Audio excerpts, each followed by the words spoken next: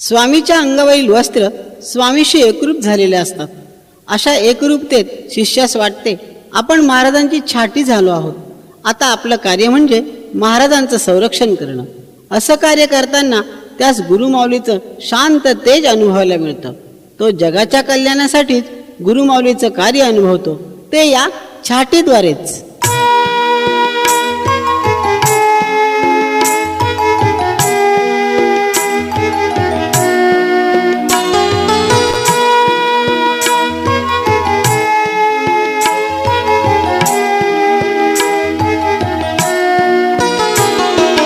छाटी एक रूप मी शिवभृंग झालो. छाटी एक रूप मी शिवभृंग झालो. मुखे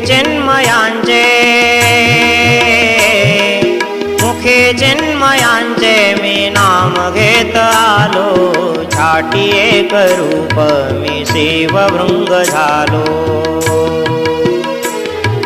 छाटी एक रूप मी शिवभृंग झालो.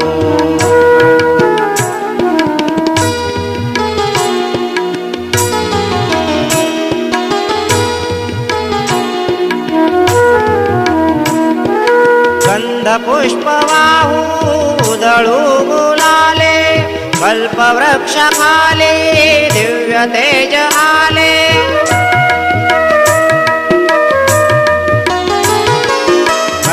पुष्प वाहू उधळू गुलाले.